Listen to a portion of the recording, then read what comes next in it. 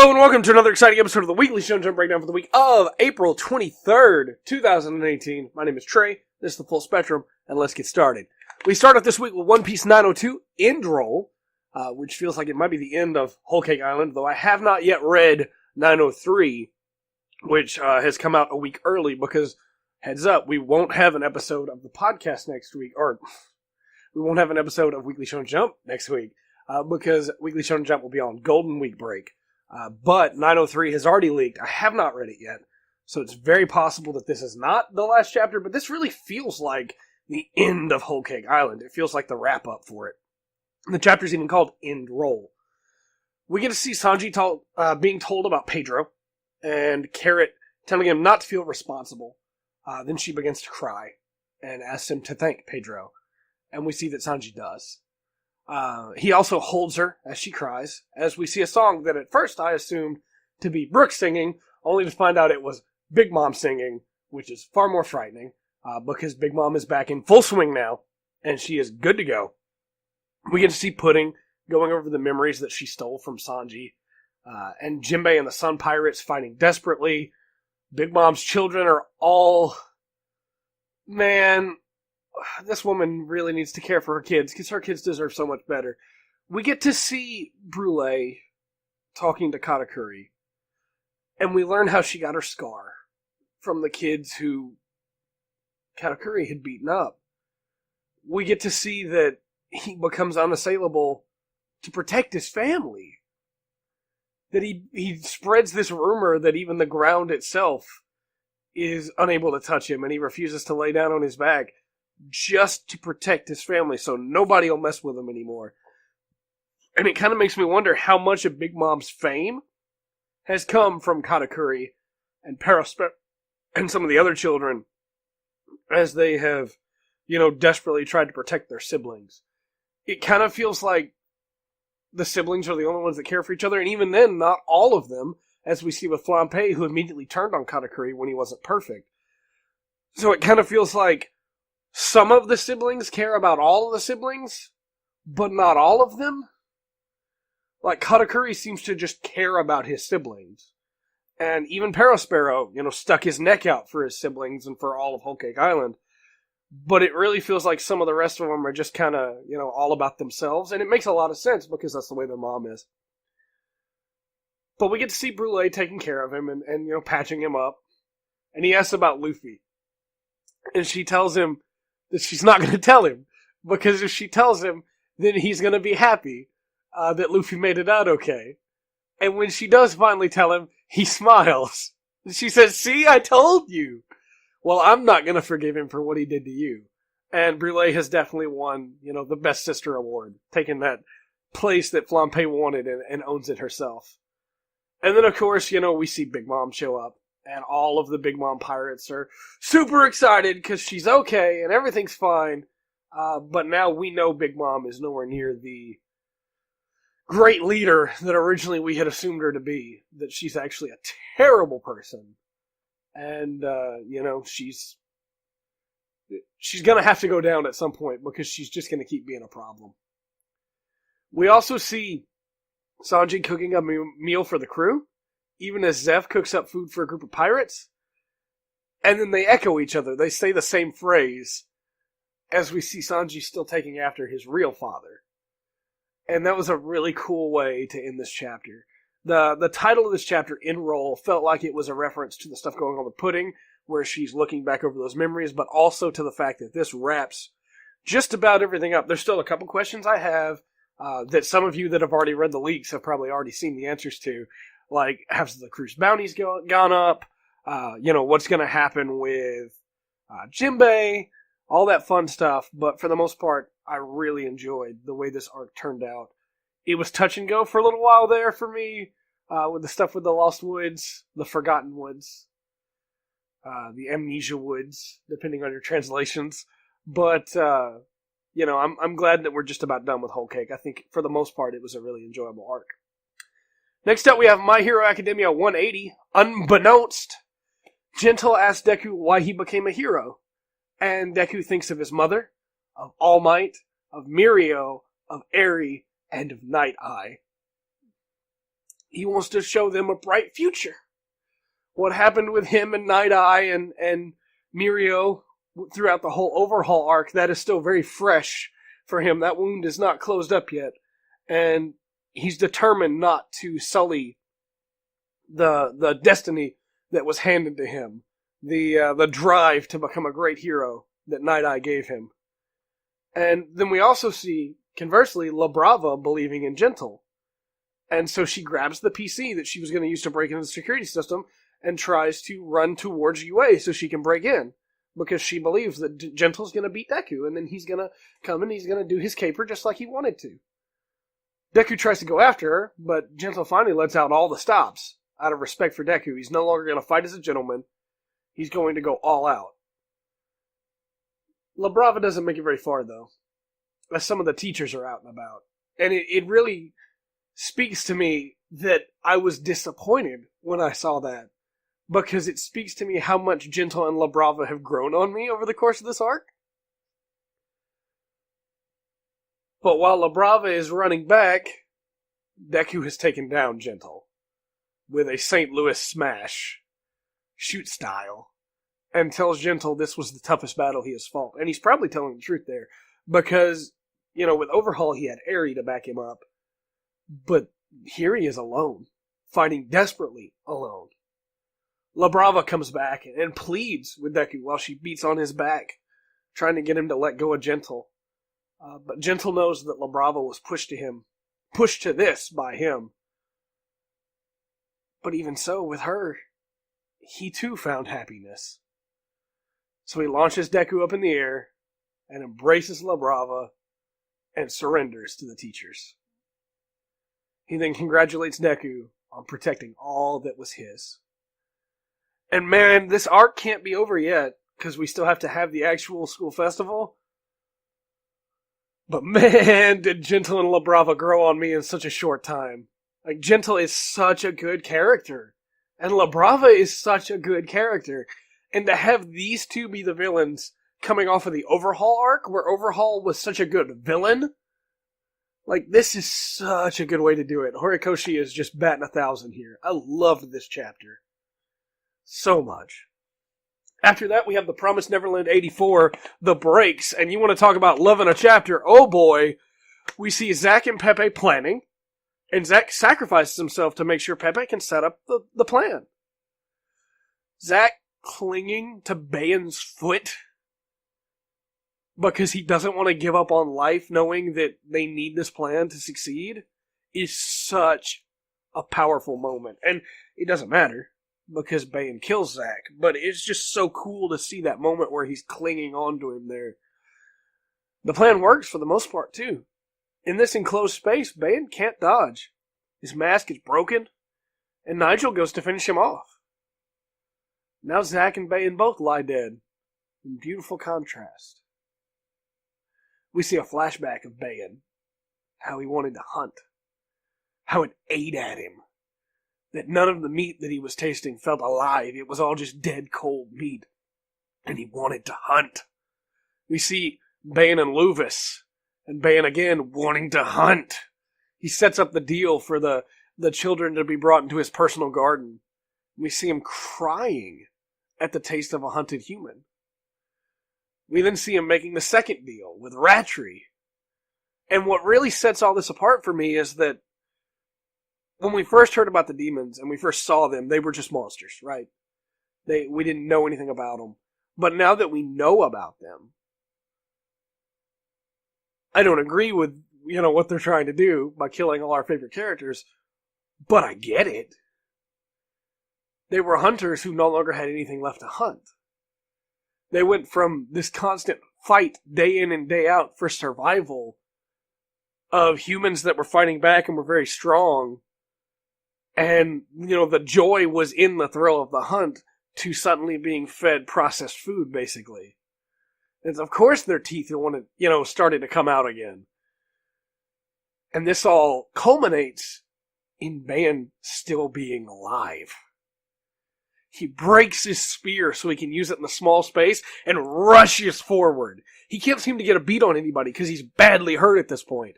But he just keeps going after them. And he finally sees Lucas and goes for Lucas, knowing that he may not kill them all, but he'll at least take the leader down with him.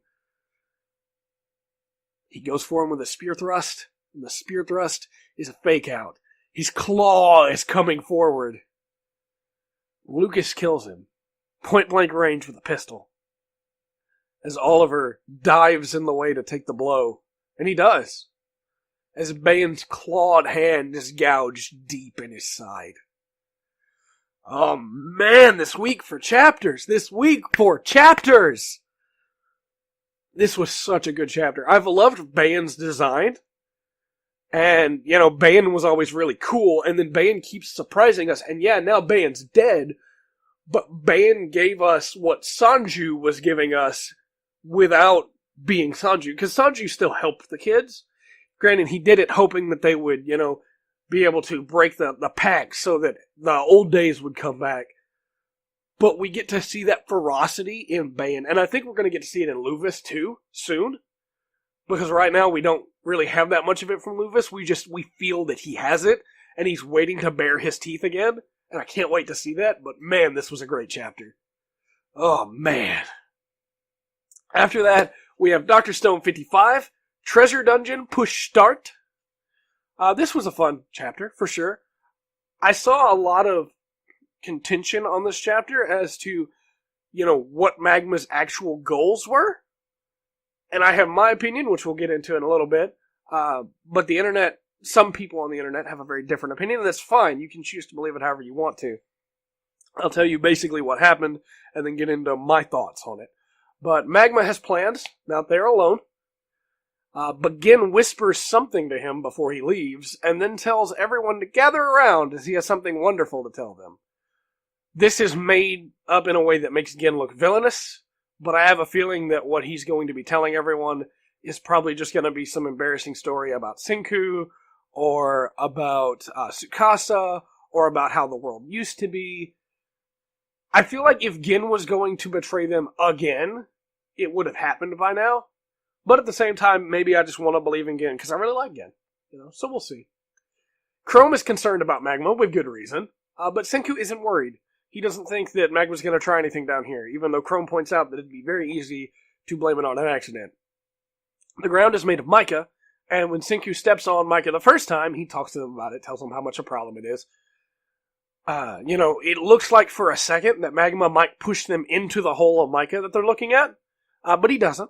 And when Senku steps on more mica, and it's a bigger crunch this time, Magma shoves him. And falls into the hole that was just created. Senku catches him, and Magma looks legitimately frightened. And then when Chrome tells him to let him go, that Magma was trying to push him, you saw it too, right? Magma gets this look on his face.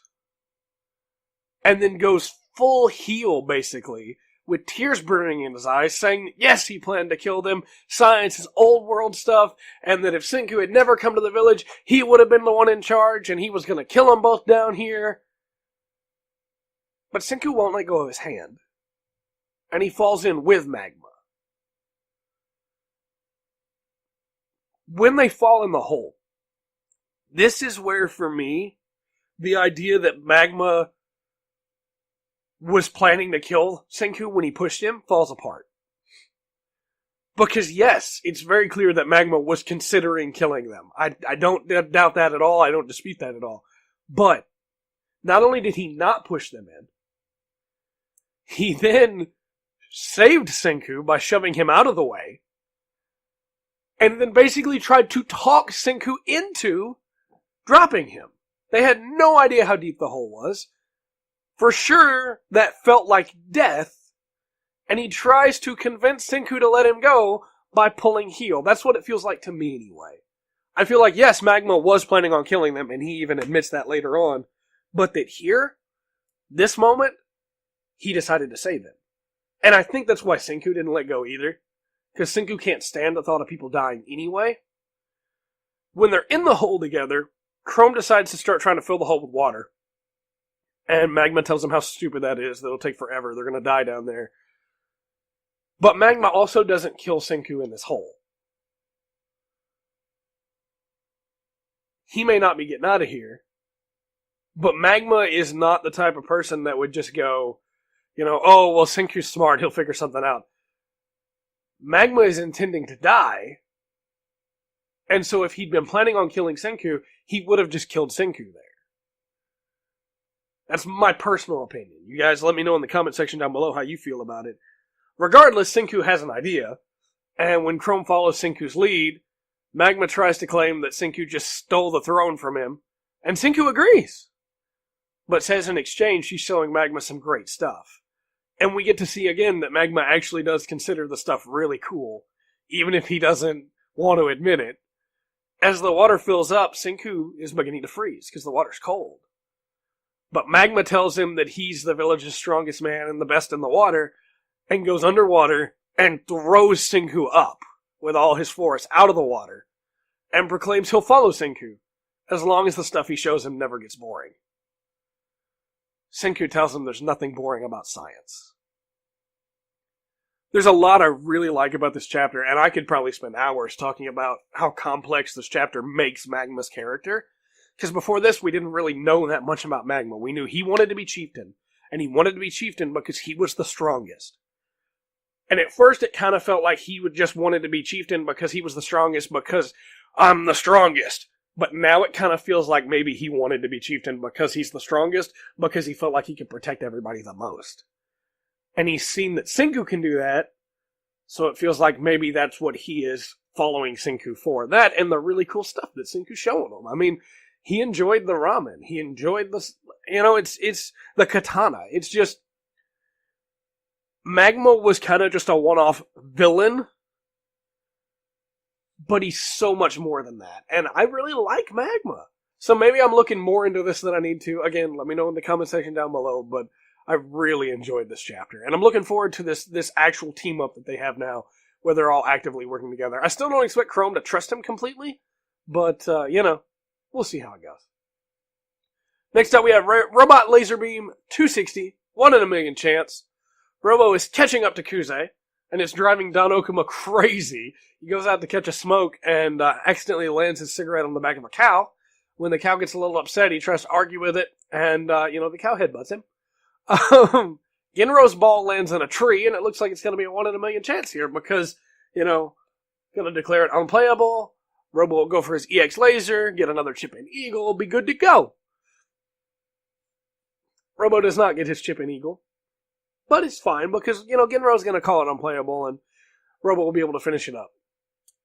But Genro climbs the tree, and Genro hits it from the tree, and it goes in. Genro then asks Robo if he thought it would really be that easy, hunting a wolf. I talked before about how Robot Laserbeam had some problems, for sure. Also, I said 260 a minute ago. It's 26. It's definitely not 260. Series would be way farther in with that. I just saw that on my notes and it caught me. I'm sorry. The thing that I was looking for from Robot Laserbeam the most was outrageous stuff, because that's what I love to see in sports anime. And there are some people that want their sports anime to just be, the actual sport, and that's fine. But for me, with sports anime and sports manga, I want over-the-top craziness, and that's exactly what this was. Who would ever have thought that Genro would climb a tree to hit the ball out of the tree? That's awesome. I love that. Next up, we have Food Wars 260, Specialty Course Meal. Arina offers up her chicken and egg rice bowl. She never would have made a rice bowl before, and Nikuman calls that out and puts it into words about how she would have considered that a low-class ingredient before, and a dish that wouldn't be served with gourmet. Everybody's surprised, but it's clear that Arina has changed a lot over the course of the series. She's changed a lot, not just over the course of the series, but over the course of the arc. From a girl that believed that gourmet was everything to a girl that now is totally fine making a chicken and egg rice bowl. And yeah, it's not technically a chicken and egg rice bowl, but it has all the same ingredients for the most part, so it's fine. Azami refuses to taste it, and Arina calls him out on it. And again, we see the difference that she has now talking to her father from the way that she was at the start of this arc, where she was frightened of him. she's come so far. She challenges Rindo and Tsukasa to try it. And Rindo is first. She's super stoked. She loves a good challenge, And she eats some of Soma's Countdown caveman meat. And enjoys it. It's pretty good, Soma is a good cook. Then she eats Erina's dish. And the effect is immediate, as Rindo and Tsukasa both praise the croûte used, as well as how prepared the dish was. Erina reveals the secret to it all. Squid legs, tentacles that is, and peanut butter.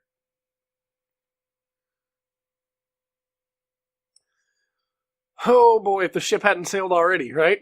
Oh! Truly, she and Soma are a match made in heaven. She made the perfect dish to complement Soma's Countdown Caveman. In that you eat the one, and it's very heavy, and you move into the next one, and it's a lot lighter, and it makes it feel even more lighter. That makes it, more delicate on the palate. Man, they make a good team. Soma calls her out on stealing his recipe, and she tells him he started it by using her divine tongue before they both smile. Man, the ship tease is really a lot in these last couple chapters, but it's definitely happening now. And the fact that she took his recipe that he's been using the entire series to mess with people, basically, and used it in an actual shokugeki. Man. Rindo compares their dishes to a concert, with the perfect sound wave together. But Erina isn't done yet. Even as Azami says, alright, I guess I better try it then. She's not done. She's got one last surprise in the form of, looks like maybe a sauce, which is again another one of Soma's tricks. So the two of them have really just become one person, basically.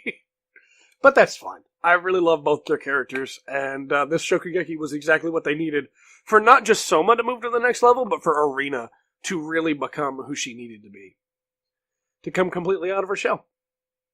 So, put down her iron wall that she had at the start of the series. Next up, we have the Build King one-shot from the author of Toriko. We get to see Kugi finish a giant parakeet nest, which is pretty cool, and then return to his talking house 2x4. It's really cool. They have a fun relationship, but they're interrupted by some visitors. They're Knicker and Bacher, the Knickerbockers, house burglars.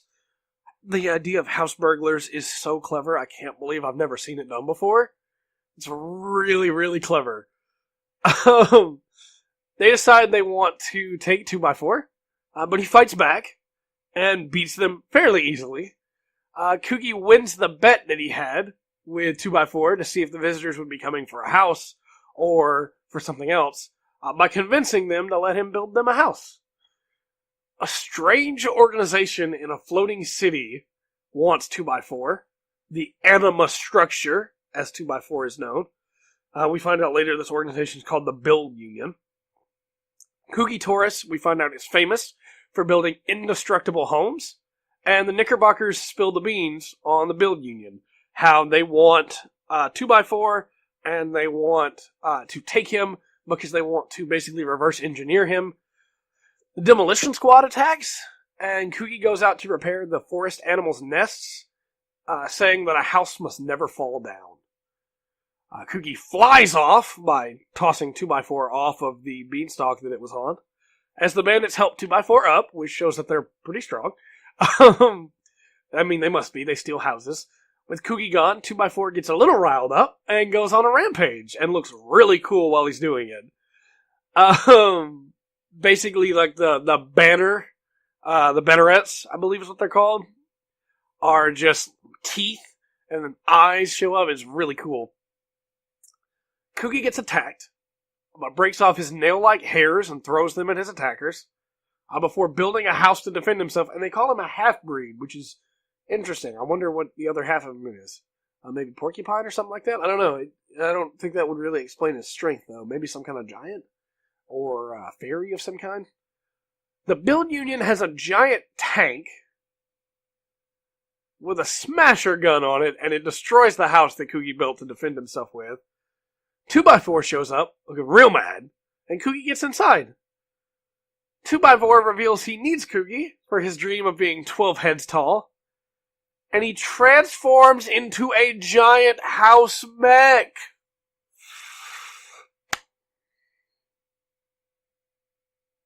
A giant house mech? All I'm saying is 2x4 in Super Robot Wars when he uses Foundation Shot, which utterly destroys the tank. It's gone. And then when he realizes that the people behind all this are very far away, even as, the Build Union's leader talks about how great the anima structure is and how it costs the wizard their life to make it, but their soul lives on in the house, and it's real clear that's what he wants to do. 2x4 uses the chimney cannon and destroys the Build Union's floating city. Kugi then convinces the bandits, not the buildings, the bandits to become carpenters and travel with him. All in all, this was a really fun one-shot. I would not mind at all reading more Build King if it became more than a one-shot, but I really enjoyed what we got to see. The idea of a living house and of a world built around the idea of how important homes are, it's really cool. Because houses are a part of our families, We live in them every single day. It's why it feels so weird when you move. But this was really fun. I enjoyed it. After that, we have Black Clover 154, Golden Wind. Asta is thrilled that they got out of there, but Zora tells him things won't be so perfect next time. That it just so happened that everything lined up right for them to escape. Raya isn't done with him yet, though, and he grabs Asta as he comes through a portal. And, Asta immediately throws Marioliona to Zora, knowing that he's not going to be able to get his sword there in time, and Zora tells him that he better not die. We then see Mimosa is literally crucified, which seems a bit much, honestly. She's not nailed to it, but she's hung up there. Not really any point for that, unless they were just using her to try and draw in Asta, but they had Raya to do that, so they could have just had her on the ground and, tied her up or something. Especially since you see further on in the chapter, they don't really have any plan other than just to kill her. So was she just strung up there for target practice? And if so, they could have kind of just stapled her to the wall. There was no need to build a giant cross and put her up. It seems really weird and out of place all of a sudden. And it doesn't make a lot of sense. But I get that it was there for visual appeal. It felt a little weird of seeing a character literally crucified for no real point when the plan was just to kill her anyway. Regardless, the whole reason she's there is for Asta to defend her and to show that she can't get through to Klaus or Haman.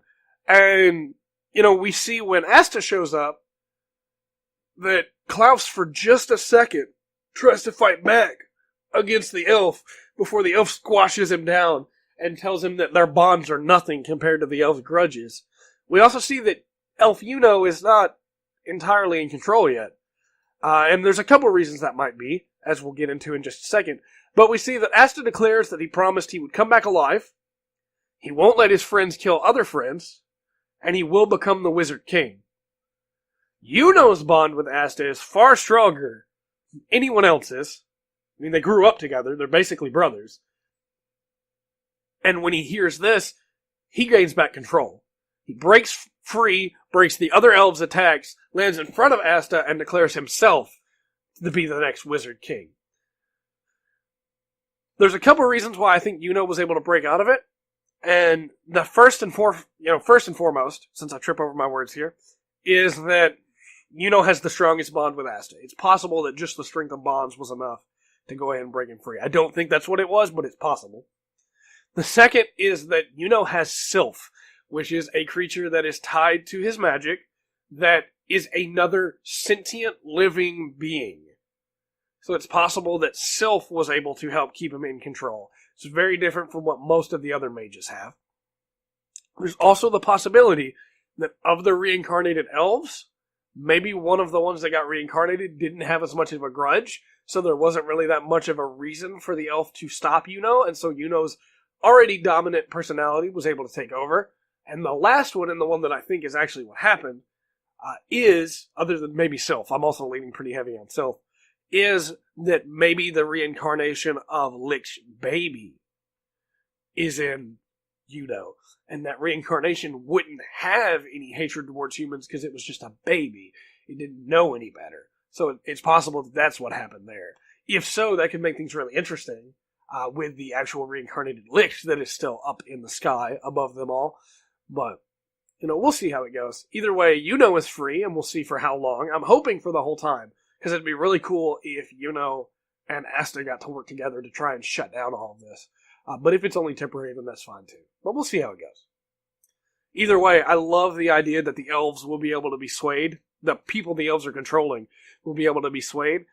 Because that leads to one of my favorite moments, which is the idea of, hey, we need to rescue you so I can't kill you, but you also won't listen to me because this other person inside you is keeping you from listening to me, so I still have to beat you, so we still have to fight. But I can't kill you, so I can't go all out. And that leads to some interesting and sometimes really smart and clever uses of attacks. So we'll see how it goes. After that, we have We Never Learned 60. Sometimes the Predecessor's X becomes his sacrifice. Yuiga trips, trying to grab a book for Asumi, and when she tries to catch him, she hurts her hand. Yuiga vows to make up for it by taking care of her, which her father is thrilled by, of course, because he still believes they're dating. Yuiga, however, annoys her to no end while she is trying to study by fretting over her, so she decides to make him feed her in front of her father to help keep the act going. He is even more thrilled to see the two of them getting along so well and begins to wonder if he should have a church wedding or a wedding at a Shinto shrine. She decides to go to work, and of course Yuiga goes with her to make sure she's okay. She keeps claiming her hand doesn't hurt, but Yuiga finds her studying with an ice bag on her hand, and showing that it actually does hurt, which makes him work even harder to try and help her, which makes her tease him even more, because he's trying to help her. All of this leads to this moment where she decides she's had enough and asks him to sponge her back down for her, knowing that he won't be able to do it, and saying that if you can't do it, you might as well just go, because she wants him to get off her back about all this. The problem is Yuiga is 100% dedicated to helping her, so he unhooks her bra and begins to sponge down her back. And there's this really, really good moment where she realizes what's happening and is like, what have I done? He then tells her that, he can't read her mind, basically, that she needs to tell him because when she's in pain, it hurts him too. Even if they are just pretending to be boyfriend-girlfriend, he doesn't want to see her in pain, and he feels bad when she's hurting. And that hits home for her. She realizes that she should have been more open with him about it. And, then allows him to sponge her back. Her father overhears their conversations, talking about, how he needs to be a little bit more gentle because he's pushing too hard, and wonders if he will be a grandfather soon, and says that he wants 4 grandchildren. Asumi shows up to study with the gang the next day, and Yuiga cannot look her in the eye because he realizes how embarrassing the thing that he did was. But she tells him she didn't mind how bold he was that night. Her sponge bath man. And he tells her not to call him that because it sounds like SpongeBob. Urika and Ogata are both completely confused, but Furuhashi just says, sponge bath? Question mark? So that'll lead to some fun conversations at some point. But this was a really, really fun chapter. Asumi is already a really fun character, and seeing her put in a spot where she wasn't able to do the things she wants to do as a very strong-willed character, it was really cool to see. After that, we have Yu-Gi-Oh! Arc V33, Eve's True Skills, with 2 exclamation marks. Yuto and Yuya face down Eve in a gap in space-time. Yuya tries to reason with Eve, but she sees nothing wrong with meddling with space-time. Something very wrong with that, Eve. Yuto leaves the duel to Yuya, as he and Eve begin. Yuya summons Odd Eye's Phantom Dragon, an intermate misdirector, who can't be destroyed in battle in defense mode. Pretty good effect. Kind of like the obnoxious Celtic Guardian, but he's in attack mode. Eve summons Mystic Factors Melchior, Caspar, and Balthazar, She then fuses them to form Phantasm Emperor Trilogig. She then activates Balthazar's effect, which allows her to spend half her life points to special summon her fusion monsters from the graveyard. She then activates Casper's effect to change her monster's level. She then synchro summons Time Lord Progenitor Vulgate.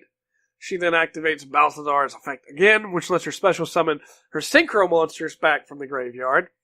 And XYZ summons Number XX Infinity Dark Hope. She then activates Dark Hope's effect and recovers life points equal to Dark Hope's attack points. Boy, it sure is perfect that she got all the cards she needed for her setup strategy on the first turn, isn't it? Like most players have to wait 5 or 6 turns to start their setup, and she got it on turn 1. Yuya's excited, because he says that he'll never get the chance to have a duel like this again. And Eve attacks with Vulgate. Well, it turns out that Time Lord Progenitor Vulgate has 2 effects. The first of which makes it where Vulgate will not be destroyed even though he has 0 attack points. Second of which banishes all monsters on the enemy's field when Vulgate attacks. That seems a little broken. With no monsters, she goes for a direct attack with Trilogig, but Yuya activates Smoke Mosquito, halving the damage and ending Eve's turn. Yuya now has 2,000 life points, while Eve has 5,000, and Yudo takes over, because Yuya was looking a little beat up after that hit, so Yuya can come up with a strategy. I don't know why Yuto couldn't just come up with the strategy while Yuya was dueling her, but it's fine. Yudo will take over, Yuya will kick back, come up with a strategy, rest up a bit, come back stronger. Meanwhile, Yuto will try to hold her off. Eve recognizes him, but he shuts her down, saying if she says another word, he will never forgive her. Like always, with Arc V, I think the character interactions are pretty interesting. I think the stuff with time-space sometimes gets a little overcomplicated, but Yuya's plan is pretty solid to take the dragon away from her so that she can't use G.O.D.'s powers anymore. It makes sense. At the same time, man, these duels just get... I guess I'm just still behind the times, but I don't even know what XYZ summons are, and we get to see one of those in here. I never was super big on synchro summons, and fusion summons made sense to me, but specifically meant... Would you stop, sir? I'm trying to record. Specifically calling back the same monsters 3 times using an effect that I don't think it should probably work that way. Seems a little weird that Balthazar's effects just lets them keep funneling back. I mean, this is the way Yu-Gi-Oh's always been, where the cards do just the thing they need to do, even if that's not what the card can do. But this time specifically, it wasn't as bad as like the stuff with Sora or the stuff with Isaac's deck, but it still made me go, man, you could have just had her play Monster Reborn or something. Which, I mean, that would only empty the graveyard. Yeah, Monster Reborn would have only brought back 1 card, but I mean, all she really needed to bring up was Balthazar to be able to activate his effect. So, whatever. It's fine. It just, every time I go, man, couldn't we have done that with a different card instead? And I guess then we get into the stuff with Sora, where Sora just kept pulling out cards that let him do stuff. But at least then it was a different card with a different effect, instead of 1 card being able to do like a billion things. Either way, we'll move on to the lightning round. One Piece 902 Enroll. Really solid chapter. 2 thumbs up. Really enjoyed it. The stuff with Brule and Katakuri was great. The stuff with Sanji holding Carrot while she cried was great. And then the stuff at the end with Sanji cooking. Absolutely amazing. Love this chapter. Looking forward to 903. Very excited for that.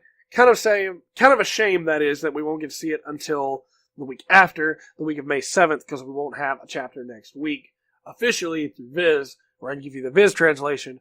Kind of still want to do a review on the fan translation, the scanlation first, just so I can see it, because I'm sure that I'll get spoiled about it if I don't. Next up, we have My Hero Academia 180 Unbeknownst. This was a really solid chapter. Again, 2 thumbs up. Really love the interactions between Gentle and La Brava. Thought that was really cool. And Gentle congratulating Deku on protecting all that was his. It's really cool. Promised Neverland 84, The Breaks. Oh my gosh, 2 thumbs up for Bayon. Bayon, my man. Bayon. Oh man, I love Bayon so much. Shame that he's dead now, but still, absolutely amazing character. Really I liked his design, but I didn't know if I was going to like the way he played out. But I'm very happy with the way he turned out. So, Dr. Stone 55, Treasure Dungeon Push Start. Again, I loved this chapter too. I thought the stuff with Magma was really cool, even though I saw a lot of people that didn't like it. I loved it. Very much looking forward to more. Robot Laserbeam 26, 1 in a million chance. Giving this one a thumbs up as well. I've been super down on this arc so far, but this chapter made me super hyped with Ginro in the tree. Very much looking forward to that. The slapstick stuff with Don Okuma was fine. It's a little weird to have that at the start of the chapter, but I get that they didn't want to ruin the end with the hype moment of Ginro asking Robo if he thought it would be that easy to hunt a wolf. So it makes sense. Food Wars 260 Specialty Course Meal, 2 thumbs up. Again, these two characters are great together, especially where they have come from who they used to be. I actually went back and reread the first 10 chapters just to get a feel for what they used to be like, and it's great to see where they are now, how much growth has happened over the course of the series. Build King one-shot. This was really fun. I absolutely loved the giant house mech. I absolutely loved 2x4. Kugi was pretty good. There were some things that I thought were a little weird about him, and I would have liked more explanation that we probably never get. But for the most part, he was really cool, and I really liked the Knickerbockers. So, this was a lot of fun. Black Clover 154, Golden Win. I enjoyed this chapter quite a bit as well. The literally crucified thing with Mimosa was a little weird, because I still don't understand the point of that. Target practice would have been a lot easier, just shove her up against a wall and tie her off there. But, that's fine. Maybe they didn't want to destroy their walls. They haven't really had any reason not to so far. They've just done it whenever they can. But, it's fine. The stuff with, breaking free was really cool, so we'll see how that goes from here. We Never Learned 60, sometimes when Predecessor's X becomes a sacrifice. Really good Asumi chapter. Very much enjoyed it. Sponge Bath Man. Very good. And then finally, Yu-Gi-Oh! Arc V33, Eve's True Skills. I'm gonna give it an even. I wasn't super let down by it, but I also didn't super enjoy it. We'll see. It's Yu-Gi-Oh! There are a lot of things I like about Yu-Gi-Oh! And a lot of things I don't. Getting to see cool monsters with completely ridiculous names is always fun. Although sometimes they go too far, and it pushes it over the edge of fun for me. But using the card effects that way that they did was a little weird. So we'll be back, not this next week, but the week after, with another episode of the Weekly Shonen Jump Breakdown. I've been Trey. This has been the Full Spectrum, and remember to always enjoy the full spectrum that Jump has to offer.